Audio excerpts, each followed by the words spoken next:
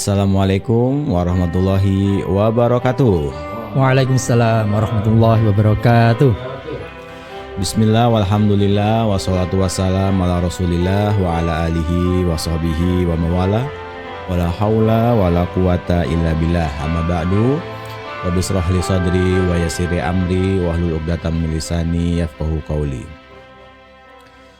Selamat datang teman-teman Narabala Kiswah, kajian siniar dan dakwah. Alhamdulillah di sore hari ini kita kembali mengadakan episode terbaru tentang kelanjutan sebuah kaidah. Karena ini kajian reguler, maka kita akan spesifik membahas sebuah kaidah fikih, bagaimana penerapannya, dan apa mungkin pengecualian dalam kaidah ini. Kita sudah membahas tentang sebuah kaidah berkaitan soal kepemimpinan, leadership, dan kerakyatan. Bunyi kaidahnya yang kita sudah bahas kemarin adalah tasarruful imam ala ra'iyah manutun bil maslahah. Yang kita terjemahkan secara bebas, artinya kebijakan maslahat untuk rakyat. Nah, episode kali ini merupakan lanjutan dari episode sebelumnya. Yang kemarin kita sudah membahas tentang pengertian, kemudian batasan-batasan, dan juga dalil hukumnya dari Al-Quran dan hadis. Kali ini kita akan lebih kepada taksiliyah atau tatbikiyah, yaitu penerapan aplikasi kaidah ini dalam keseharian atau bahkan kenegaraan, karena membahas tentang kepemimpinan. Oke, untuk mempersingkat waktu, mari kita simak uraian dari Mas Rizal. Jadi teman-teman seperti biasa boleh bertanya terkait kaidah ini, maknanya, penerapannya, contohnya, hal-hal terkait dengan kepemimpinan. Kepada Mas Rizal, kami monggokan. Terima kasih Mas Atung. Ini sesinya agak serius ini. Oke, assalamualaikum warahmatullahi wabarakatuh. Waalaikumsalam. Seperti biasa, Narabala semuanya di jagat maya, kita mulai kajian pada sore menjelang maghrib ini dengan baca surah Al-Fatihah. Semoga yang kita kaji manfaat barokah fid din wa dunya wal akhirah. Amin. Al-Fatihah. A'udzubillahi minasyaitonir rajim. Bismillahirrahmanirrahim. Alhamdulillahirabbil alamin. Shirral ladzina an'amta 'alaihim ghairil maghdubi 'alaihim. Baik, terima kasih Narabala dan baik yang di dunia maya maupun yang di studio. Kita lanjutkan part 2 dari kaidah tasarruful imam ala ra'iyah manutun bil maslahah. Ini kita nanti akan berbicara tentang bagaimana khulafaur rasyidin gitu ya. Kita mungkin sering berromantisme gitu ya, para pemimpin di zaman emas gitu ya, sebagai tonggak. Kalau kita bicara fikih ya memang periode khulafaur rasyidin ini adalah periode yang sangat penting gitu ya. Dia sebagai penerus zaman Nabi. Memang secara teoritis, secara konsep belum ada ya, tapi ini momentum penting ya. Kalau kita bicara tentang sebuah peradaban gitu ya, sebuah peradaban, entah itu negara atau apa lembaga gitu ya, biasanya itu ketika sosok panutan yang sangat berpengaruh masih ada, itu kita hampir terlena gitu ya, bahwa situasi ini akan selamanya seperti itu. Nah, sama sebenarnya di zaman dulu ya, ketika Nabi masih hidup. Nah, ketika ayat terakhir turun itu, ketika orang bergembira ya, ada beberapa sahabat yang cerdas yang malah ini apa namanya, oh iya berarti Nabi umurnya nggak lama lagi ketika sudah al-yauma akmaltu lakum dinakum ya. Nah, pengganti Nabi ya yang kita kenal dengan khulafa rasyidun ya, khulafa rasyidah, khulafa rasyidin ini memikul beban yang cukup berat gitu ya, melanjutkan kepemimpinan sosok yang luar biasa. Nah, oke, bagaimana beberapa para khulafa rasyidin ya, mungkin ada beberapa khalifah ya yang mungkin kita kutip nanti ya. Ini saya sarikan dari beberapa kitab. Tentu induknya Asbah wa Nadzair ya. Tapi saya berikan tambahan-tambahan ya dari sejumlah kitab. Mungkin kita munculkan PDF-nya ya. Sambil menunggu muncul, kita review sedikit ya. Kemarin kaidah ini adalah dari Imam Syafi'i dari Khalifah Umar ya. Khalifah Umar mengatakan kedudukan saya terhadap harta kas negara adalah seperti kedudukan saya terhadap anak yatim. Saya mengelola harta anak yatim harus dengan penuh amanah. Ancaman memakan harta anak yatim cukup besar ya, sehingga harus berhati-hati gitu ya, harus berhati-hati. Nah, kita kasih judul ya, Uswatul Khulafa ar-Rasyidah fil Hukuk Asy-Syar'iyyah fi Qaidati Tasarrufil Imam 'alal Ra'iyah. Ya, tadi disinggung Mas Atung. Sore ini kita tidak berpuisi ya, berpuisi di judul saja. Nah, nanti kalau ada waktu kita coba rangkum lah ya. Rangkaian cerita ya para khulafa rasyidin ini menjadi sebuah puisi ya. Kalau kesulitan kita minta bantuan AI. Oke, kita mulai dari Abu Bakar ya. Tentu Abu Bakar ini orang yang ya bebannya cukup berat ya, menggantikan Nabi ya, menggantikan posisi Nabi gitu ya. Memang kita bisa debat ya, yang digantikan itu pemimpin agamanya atau pemimpin politik gitu ya. Tapi sebagai pemimpin agama dalam konteks Abu Bakar melanjutkan hak Nabi untuk punya kompetensi menafsirkan dengan kebenaran mutlak, itu sudah tidak lagi. Menerima wahyu itu sudah tidak lagi.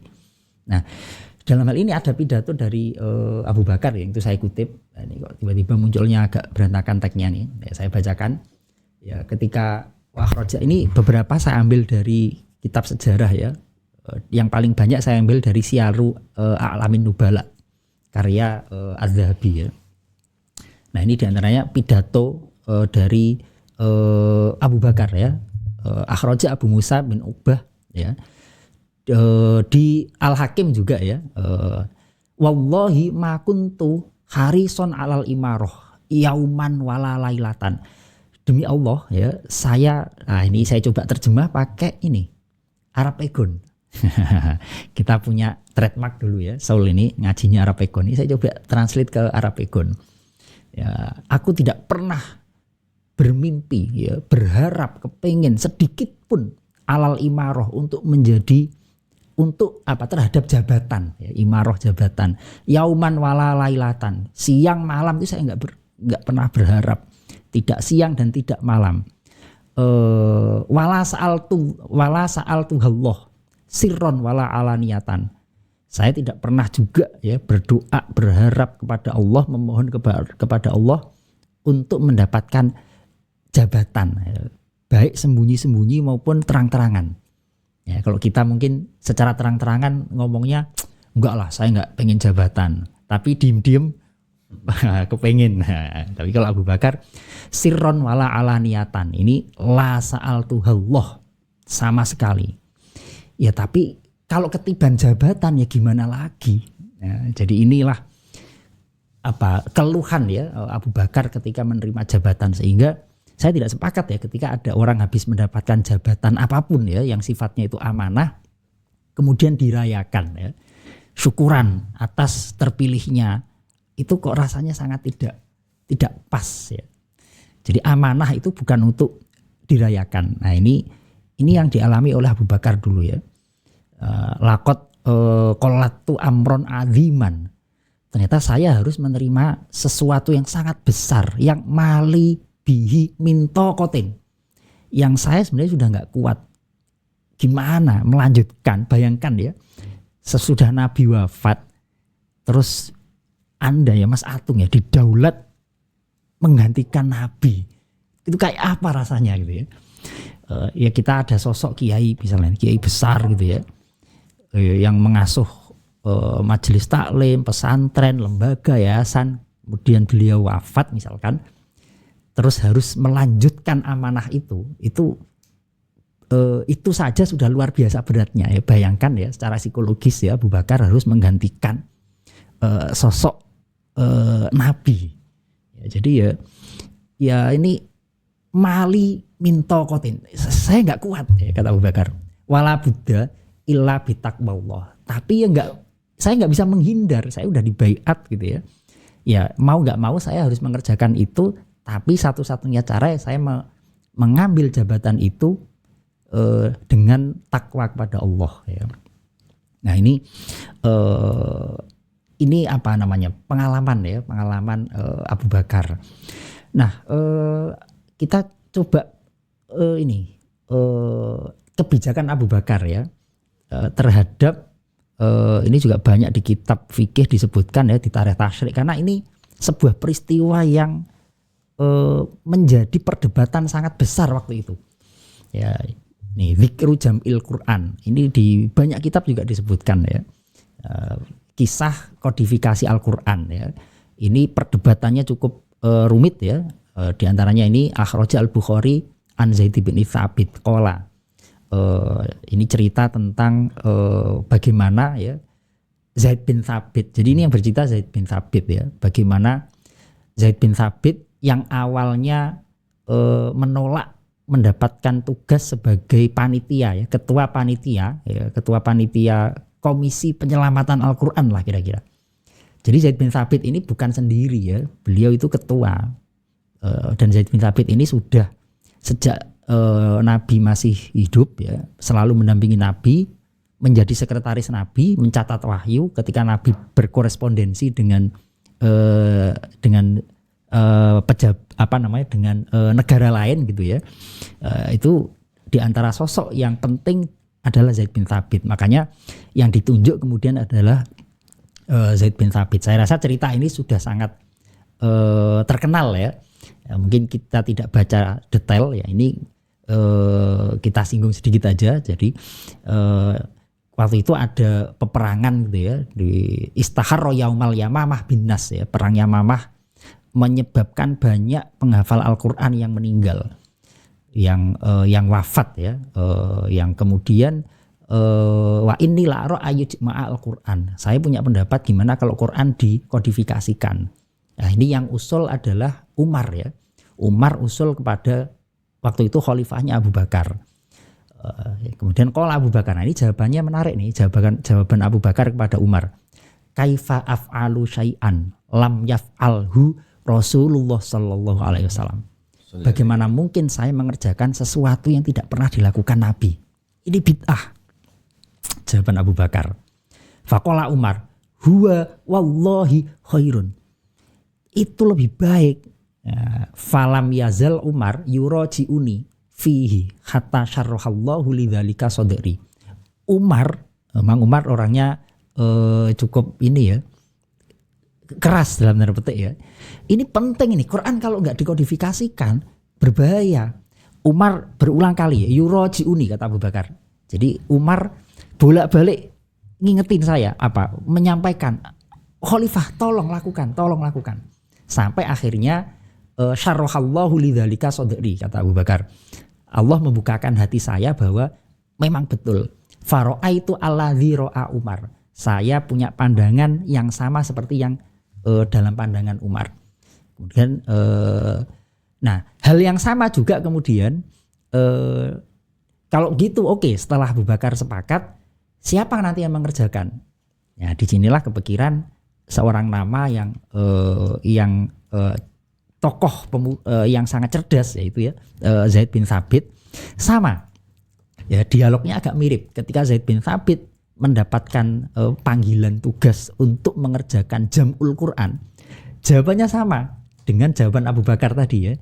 Bagaimana mungkin saya mengerjakan sesuatu yang tidak pernah dilakukan oleh Rasulullah?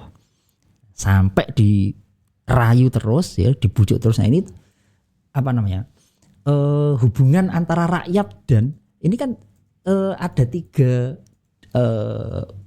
tiga dialog melibatkan tiga pihak ini ya. Abu Bakar sebagai khalifah, Umar sebagai rakyat yang punya ide. Kemudian ketika ada idenya sudah disetujui, Abu Bakar sebagai khalifah sudah sepakat dengan idenya Umar, tinggal eksekusinya. Nah, Zaid bin Thabit selaku orang yang ditunjuk, ini juga nggak asal dapat proyek ini, nggak begitu. Ya, semuanya berangkat karena idealisme. Jadi ketika Zaid bin Thabit menganggap ini bid'ah, kaifa af'alu syai'an lam yaf'alhu Rasulullah, bagaimana mungkin wahai khalifah, saya harus mengerjakan sesuatu yang tidak pernah dilakukan Nabi. Nah, ini semuanya berangkat dari idealisme.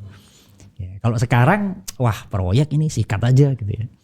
Jadi ketika ada order dari pemerintah, ya, dari pejabat, rakyat juga, tapi ya nggak kemudian dengan cara yang tidak sopan juga gitu ya.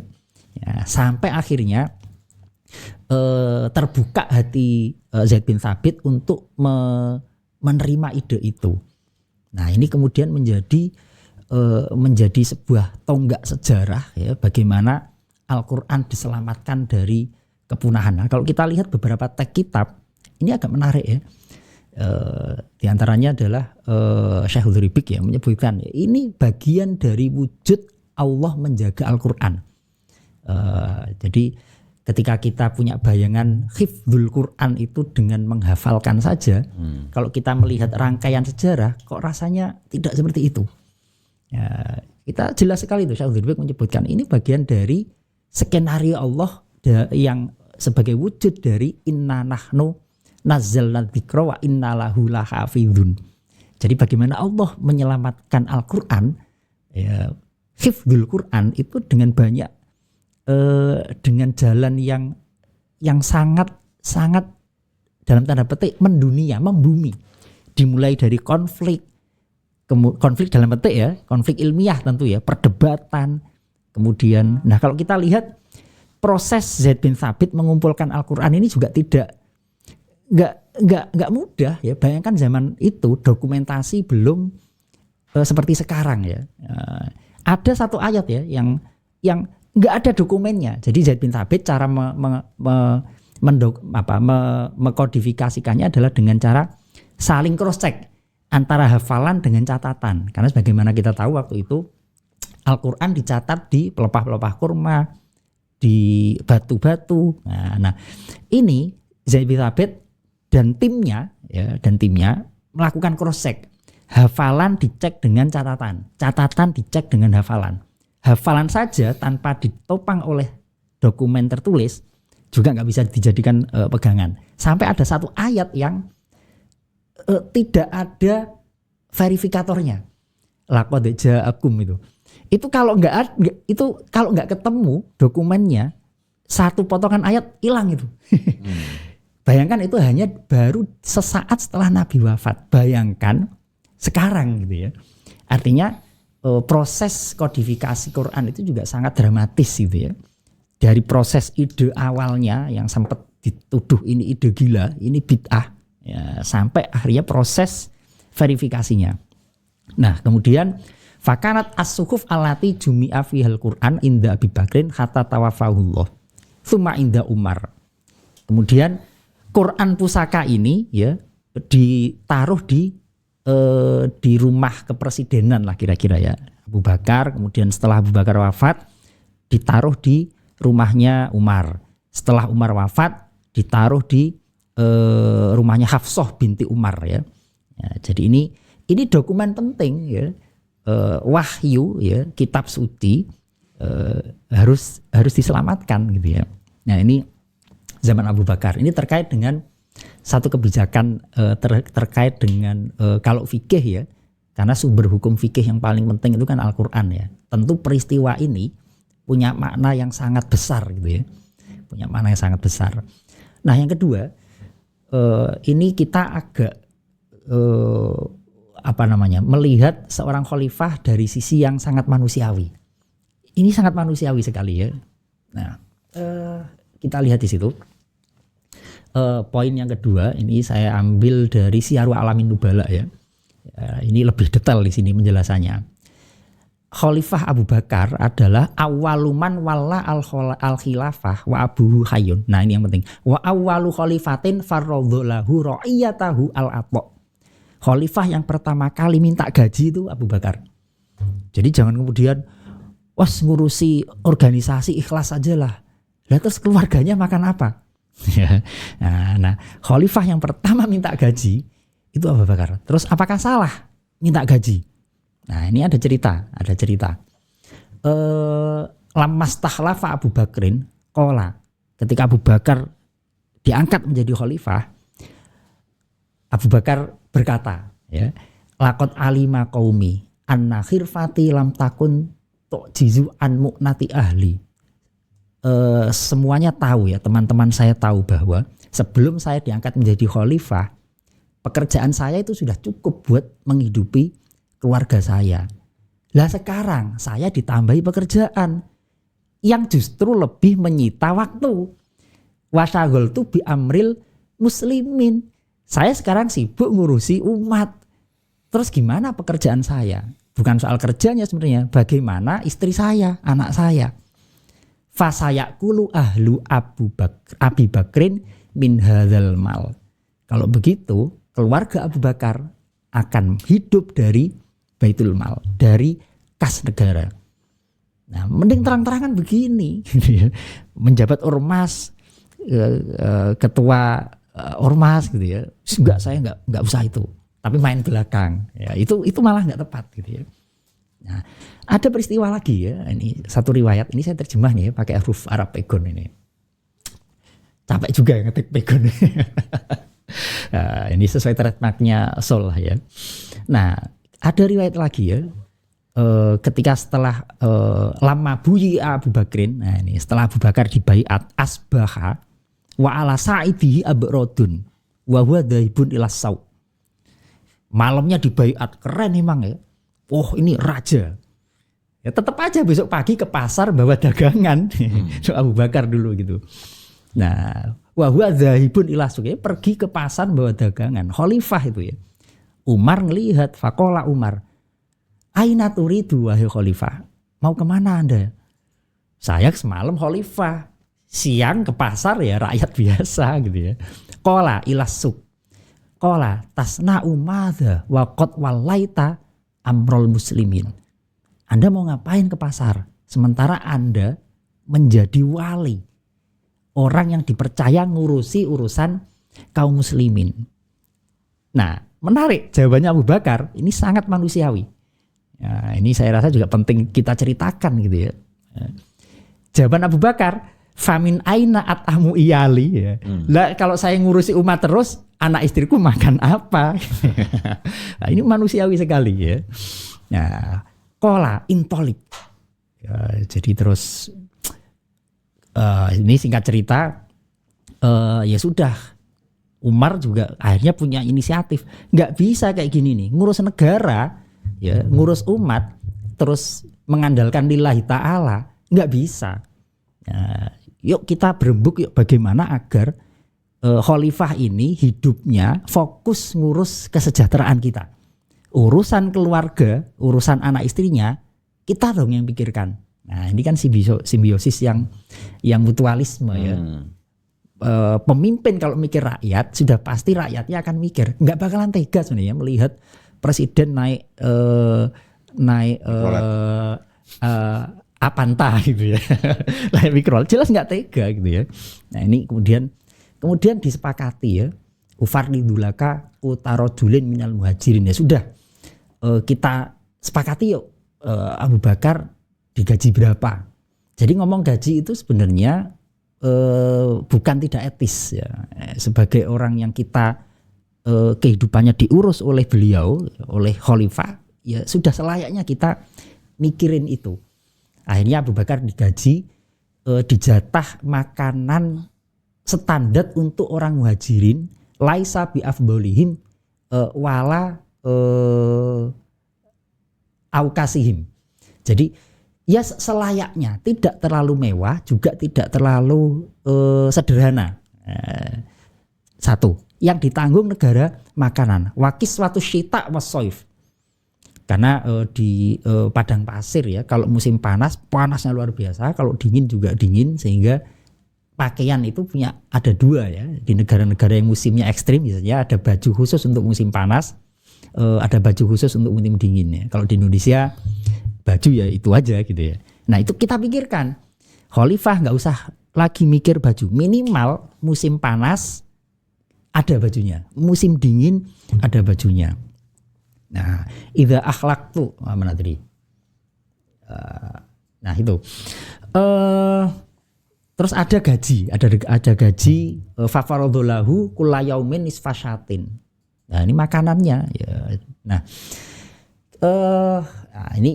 ini proses kehidupan seorang khalifah ya yang sangat terkenal dalam sejarah Islam, tapi ya begini gitu ya. Ya, sangat manusiawi. Nah, kemudian bagaimana ketika beliau ini sejumlah kitab menyebut ya menyebut Abu Bakar adalah annahu awwaluman ittakhadha baital mal. Orang yang pertama kali mengambil gaji dari Baitul Mal. Artinya apa? Itu memang hak beliau, boleh. Nah, setelah tentu juga mendapat sejumlah fasilitas ya. Mendapat sejumlah fasilitas. Nah, setelah beliau akan lengser, beliau mengingatkan ya kepada keluarganya untuk nanti tolong setelah saya tidak menjabat atau ketika saya sudah meninggal balikin semua. Dan itu yang memang dilakukan oleh keluarganya ya. Jadi semua fasilitas ya dapat tunggangan, ada kambing, ketika wafat dipulangin semua. Nggak tahu kalau kita ya inventaris ikut pulang ke rumah atau dikembalikan ya. Ya artinya ya inilah yang kemudian menginspirasi Umar. Ya, ketika proses itu, ya Umar itu mengatakan, wah repot ini penggantinya nanti. Jadi memang ketika Nabi wafat, penggantinya juga bukan orang sembarangan ya. Ya, Abu Bakar ya. Nah, ketika Abu Bakar wafat, penggantinya juga mikir, wah berat ini menggantikan sosok Abu Bakar ini. Itu memang Umar mengalami itu ya. Ya, ketika Abu Bakar melihat prestasi ya, melihat perilaku sehari-hari Abu Bakar, Umar udah kepikiran, ini pengganti. Waktu itu belum menjadi khalifah ya Umar ya. Melihat Abu Bakar begitu, Umar udah kepikiran, ini penggantinya repot ini kalau begini nih. Repot maksudnya harus meneruskan warisan kebaikannya. Nah, itu Umar ya. Nah sekarang apalagi Umar ya. Umar itu hidupnya sederhana sekali ya. Ini yang dulu sempat kita bahas gitu ya. Kok Islam mengajarkan zuhud, orang mengajarkan hidup miskin katakanlah gitu ya. Yang miskin itu individunya, negaranya nggak boleh miskin. Ya kita lihat Abu Bakar itu bagaimana memperjuangkan kas negara agar tidak kosong. Sampai Abu Bakar mendeklarasikan siapa nggak mau bayar zakat perang. Oh ini ada perdebatan ini antara Abu Bakar dengan Umar ya terkait dengan kebijakan Abu Bakar itu ya. Jadi ketika Abu Bakar mendeklarasikan perang untuk orang yang tidak bayar zakat, Umar protes. Sama protesnya adalah kira-kira kalimatnya kayak tadi, kaifa taf'alu syai'an lam yaf'alhu Rasulullah. Nabi enggak begitu. Kata Umar, Nabi itu yang penting orang baca syahadat sholat enggak boleh diperangi. Terjadi perdebatan. Nah, kata Abu Bakar, sholat dan zakat satu paket. Sholat itu ketaatan, simbol ketaatan vertikal. Zakat simbol ketaatan horizontal. Dua-duanya tidak bisa dipisahkan. Orang nggak sholat saya perangi, nggak zakat juga saya sikat. Nah, jawaban Abu Bakar. Kata Umar, wah kalah sadis saya nih. Nah itu kemudian banyak ulama kemudian banyak sahabat waktu itu mengatakan memang sudah sangat layak ketika Nabi wafat penggantinya Abu Bakar. Abu Bakar selalu melakukan sesuatu yang seandainya Nabi hidup pasti akan melakukan itu. Ya. Makin berat lagi itu Umar tuh ya. Wah ini nanti penggantinya gimana ini nanti ini kayak gini nih. Ternyata beliau yang menjadi penggantinya ya. Nah tapi ternyata apa yang dilakukan oleh Abu Bakar itu tradisi memimpin Abu Bakar dilanjutkan betul oleh Umar ya. Kalau kita lihat dari sisi politik misalkan ada banyak visi politik Abu Bakar untuk ekspansi keluar belum tercapai sampai keduluan wafat, Umar yang melanjutkan ya. Nah ini kemudian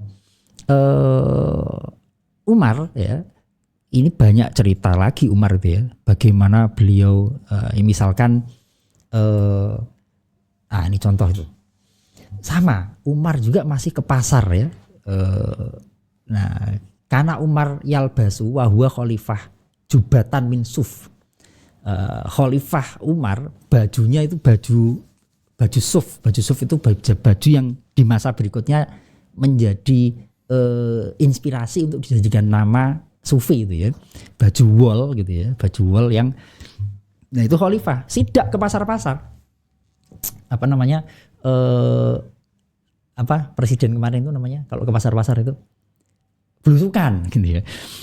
Umar itu memang kerjanya suka belusukan ya, malam-malam belusukan, kalau siang ke pasar ya, sampai ada yang melanggar dan memang karisma Umar ini luar biasa ya. Lihat Umar ke pasar aja orang udah segen ya. Nah ini yang dilakukan Umar gitu ya. Nah ini banyak endorse ya dari para sahabat yang menceritakan bagaimana sosok Umar ya. Ada seorang sahabat yang ini ada cerita ya. Abdullah bin Amir bin Robi'ah ya, hajjatu ma'a Umar. Ini karena musim haji ini saya coba munculkan cerita haji ya. Di mana banyak sahabat yang waktu terbatas ya. Ini masih banyak ini sebenarnya ya. Nah ini musim haji, ini saya comot aja yang musim haji, di mana banyak sahabat ketika musim haji minta fasilitas. Umar ya, ini saya ambil cerita tentang Umar naik haji. Ini cerita dari Abdullah bin Amir bin Robi'ah, hajjatu ma'a Umar. Saya haji berangkat bareng Umar, satu kloter lah kira-kira. Fama boroba fustoton wala khobaan kana yalki alkisa wan nutek ala syajaroh wa yastadillu tahtahu. Umar itu berangkatnya nekat, nggak bawa tenda, nggak bawa perlengkapan sebagaimana layaknya orang berangkat haji. Nah, dia lebih memilih kalau kepanasan berteduh di bawah pohon, pakai topi, udah selesai. Orang-orang bawa tenda, artinya kalau orang-orang naik kelas bisnis lah kira-kira, ini khalifahnya cukup naik ekonomi aja lah. Ekonomi pun pesawatnya bukan pesawat yang kelas Qatar gitu ya, kelas ya itulah gitu ya, yang seling delay itu ya. Bayangkan itu ya khalifah. Ini Utsman ya, kemudian Utsman ini melanjutkan menurut saya cerita yang agak relevan dengan Al-Quran ya. Nggak tahu ini pernah kita singgung tidak ya. Jadi Utsman ini Al-Quran fi ahdi Utsman. Ketika itu di zaman Utsman itu Islam sudah sudah keluar dari jazirah Arab lah kira-kira. Di zaman Umar itu sudah ya nanti mungkin dikoreksi ya, sudah sampai ke Persia, sampai ke sebagian Eropa kalau nggak salah ya. Tapi yang jelas sudah tidak di Arab Hijaz, tidak. Nah, waktu itu Hudzaifah qadima ala Utsman wa kana yauzu ma'a ahlil Iraq qibala Armenia. Fajtama'a fi dzalika al-Ghazwu wa al-Syam alul Iraq. Nah, ini udah Persi ya, bahasanya udah berbeda ya. Nah, ketika itu fatanaza'u fil Quran hatta sami'a Hudzaifah min ikhtilafihim ma yakrahu. Hudzaifah ini loh, orang baca Quran kok jadi beda-beda begini ya. Orang Jawa alhamdulillahirabbil alamin gitu ya. Lah, orang Sunda begitu. Orang Padang Hudzaifah. Nah, akhirnya Hudzaifah pulang sowan ketemu khalifah ya Utsman ya. Ya Amiral Mukminin, adrik hadhil ummah. Lakukan untuk umat ini wahai khalifah. Qabla ayyah talafu fil Quran ikhtilafal yahud wan nasara fil kutub. Sebelum apa yang dialami oleh orang-orang Yahudi dan Nasrani yang kitabnya ada banyak versi, tolong lakukan sesuatu wahai khalifah. Kata Khalifah Utsman, wah gimana caranya ya? Akhirnya diskusi. Akhirnya ya sudah, Umar melakukan sebuah tindakan yang cukup ekstrim gitu ya. Utsman ya. Utsman melakukan tindakan yang cukup ekstrim. Kumpulkan, kita koreksi lagi ya. Jadi kalau zaman Abu Bakar, Quran hampir punah. Ada kekhawatiran punah dalam pengertian sebenarnya. Nah di zaman Utsman, punahnya Quran bukan hilang, tapi ada banyak versi. Ya, nah ini gimana cara memverifikasi? Wah ini tugas berat Khalifah Utsman ya. Dikumpulkanlah lagi ya Zaid bin Thabit, Sa'id bin Waqqas, Abdullah bin Zubair, Abdurrahman bin Al-Harith bin Hisham dan kawan-kawannya dikumpulkan. Yuk kita lakukan sesuatu. Sampai memutuskan Al-Quran harus ditulis faktubuha bilisani Quraisy. Al-Quran diturunkan menggunakan bahasa Arab Quraisy. Jadi satukan semua Quran ya, hanya ada satu Quran versi Quraisy ini. Kalau ada ikhtilaful lughah ya, perbedaan bahasa, ikhtilaful qiraah, maka rujukannya adalah bahasa Quraisy. Fa innal Qur'an innama nuzila bilisanihim fa fa'alu hatta kutibat al-masahif. Nah, kemudian ditulislah mushaf dengan standar lisan Quraisy. Terus yang banyak versi tadi gimana? Wah, ini juga ekstrim ya. Bakar kata Utsman. Jadi ikhraq ya. Semua yang tidak sesuai dengan ini bakar. Ya, sekali lagi hadza tatbiqu qoulihi ta'ala inna nahnu nazzalna dzikra wa inna lahu lahafizun. Ya, jadi ini cara Allah menjaga Al-Qur'an juga melalui proses yang sangat dramatis. Persoalan belum selesai di sini. Waktu itu belum ada PDF ya. Belum ada fotokopi. Islam sudah di mana-mana sementara Quran sudah terlanjur menyebar seperti menyebarnya syair dan ada banyak versi cara baca. Gimana caranya ini? Akhirnya Al-Quran pusaka ya dikirim ke Irak. Di Irak disalin gubernurnya. Disalin, setelah disalin Quran pusaka balik lagi ke rumah ke Khalifah ya Utsman ya. Nah, mana yang belum? Misalkan di Syam, kirim ke Syam. Syria. Disalin di Syria. Jadi begitu terus. Nah, sampai ya ini bayangkan ya, Quran udah terlanjur nyebar. Ternyata iya ya, menyebarkan Islam ternyata punya masalah juga ya. Ada banyak versi Qur'annya. Nah ini kemudian di tangan Utsman Al-Quran selamat dari perbedaan yang besar kemungkinan. Ini instingnya Hudzaifah tadi itu ya.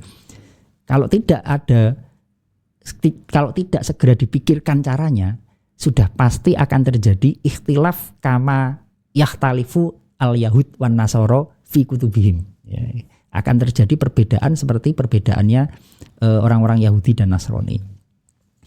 Nah ini di tangan Utsman. Bagaimana Mas Atung? Ya. Siap. Wah ini masnya masih dagingnya masih banyak ini sebenarnya ini. Wah ini kayaknya berarti kaidah ini bisa 3 episode Mas Riza tentang bagaimana tasarruful imam, kebijakan pemimpin itu harus maslahat untuk rakyatnya. Ada banyak hal yang saya catat tadi. Sebelum pertanyaan saya ingin menggarisbawahi dulu. Tadi ada hal yang mungkin Mas Rizal tidak sadar mengucapkan, tetapi ini jadi poin penting. Khalifah mikirin umat dan umat mikirin khalifah. Oh sadar saya itu. Saya kira nggak sadar. Ya artinya itu bisa diterapkan di sini adalah bagaimana seorang pemimpin itu bisa totalitas dia memikirkan yang dipimpin, sementara rakyatnya atau organisasi yang dia pimpin itu juga akhirnya mencukupi kebutuhan si pemimpin ini gitu ya. Betul. Biar ada profesionalisme di antara keduanya itu ya. Sepakat itu. Ya. Dan itu sejauh ini sudah terlaksana belum, Mas? Di Indonesia maksudnya? Di Indonesia. Atau di Konoha? Wah, itu nanti kita bahas di Ihsan. Oh iya, Ihsan. Ya. Ya, tunggu teman-teman Narabala sekalian, kita masih punya edisi ngedobros bersama provokator. Dokter kita, nanti kita akan bahas itu. Dan juga tadi ada tentang, nah ini belum terjawab sebenarnya. Jabatan itu tidak, dalam tanda kutip, jabatan tidak patut untuk disyukuran ya, dibuat syukuran, atau amanah bukan untuk dirayakan ya kan. Tetapi bagaimana Mas solusinya, Mas? Solusinya mengubah judul banner dari tasyakuran menjadi doa bersama. Ya itu kan formal ya, substansinya sebenarnya ya misalkan sudah membudaya syukuran, terpilihnya ya, kalau memang formalitasnya judulnya syukuran, yang penting ya substansinya lah ya, bahwa amanah itu ya kita kembali ke pernyataan tadi, tidak saya kutip lagi karena di pertemuan di sesi berikut yang kemarin sudah muncul itu ya, bagaimana memposisikan ya Umar ya, memposisikan bahwa harta negara ini ya seperti harta anak yatim yang saya kelola, pertanggungjawabannya berat. Memakan harta anak yatim itu ancamannya luar biasa gitu ya. Nah, yang kemudian muncul iya ya, untuk mengingatkan itu ya, bagaimana melihat oh ini mobil, bayangkan mobil negara terus kita lihat oh ini mobilnya anak yatim ya, mestinya kan begitu gitu ya. Ya mungkin itu solusi untuk mengerem kita mau syukuran misalkan ya, mewah gitu ya. Kita bayangkan ya bahwa uang APBN ini iya ya, kita anggap ini uangnya anak yatim ya, yang nanti pertanggungjawabannya juga berat gitu ya. Nah, itu mungkin untuk mengontrol gitu ya. Berarti kalau mau syukuran ya duit pribadi, kantong pribadi ya. Kantong pribadi mestinya. Terus mensyukuri apa sebenarnya? Ya. Itu kan beban ya. Abu Bakar aja la taqotali, saya nggak kuat ini gitu ya. Kecuali kalau pemimpin sebelumnya agak error gitu ya. Kalau kita lihat, nah ini juga mestinya kita pikirkan ya, bagaimana kita menjadi pemimpin itu kita harus memikirkan mewariskan apa nih kita kepada generasi berikutnya. Nah ini tadi ada muncul sebenarnya itu. Oh nanti itu muncul di Aktibul Masbuknya Imam Ghazali ya. Itu cerita, saya lupa khalifah yang siapa gitu ya, ketika karena begini, ketika pemimpinnya bermewah-mewah korupsi misalkan ya, dampaknya adalah paling tidak ada dua. Satu, bawahan Anda akan niru, udah pasti itu Imam Ghazali itu. Yang kedua, khalifah berikutnya akan lebih parah. Dan itu itu warisan dosa Anda loh, kira-kira gitu. Ya, jadi kembali lagi ya, berarti kalau ada seseorang yang baru menjabat, seyogianya dia tidak bereforia sesaat, apalagi mengajak gerbongnya untuk selamatan, padahal itu adalah beban yang sangat berat, tanggung jawab. Wah, sepakat itu ya. Makanya saya dari teringat itu ada pidato, bukan pelantikan, dia ketika dipilih kemudian bersaing ketat dengan yang lainnya, kemudian dia terpilih, kalimat pertama yang diucapkan disuruh speech gitu kan, sambutan. Nah, dia bilang apa? Di sini kan alhamdulillah. Tapi ini dia bilang gini, innalillahi wa inna ilaihi raji'un. Dan satu hal lagi, ada yang menarik, mungkin di episode selanjutnya saya akan memberikan screenshot seorang pejabat yang cukup punya integritas, bagaimana ketika dia menjabat seorang menteri, ada postingan yang menarik sekali. Dan ini oleh istrinya dijadiin sematan di media sosial, dan terbukti beliau bisa beberapa periode dan akhirnya selamat. Mau tahu apa? Kita saksikan besok. Saya masih ingat itu, dan itu menarik, inspirasi yang tidak banyak dilakukan oleh orang-orang, karena tokoh ini terdidik secara religius dan juga akademik juga, dan membumi. Ya, siapa dia? Kita saksikan edisi selanjutnya. Terima kasih Narabala sekalian, Mas Rizal. Semoga kita akan melanjutkan edisi ini ya. Bisa 3 episode kan? Bisa. Ya. Bisa. Sehat-sehat selalu teman-teman, bahwa semua yang harus dinyatakan oleh pemimpin bermaslahat menurut rakyatnya, dan rakyat juga harus mempedulikan pemimpinnya. Terima kasih, mohon maaf. Wassalamualaikum warahmatullahi wabarakatuh. Waalaikumsalam warahmatullahi wabarakatuh. Tidur dan terbangun saat sinar terang rembulan menuju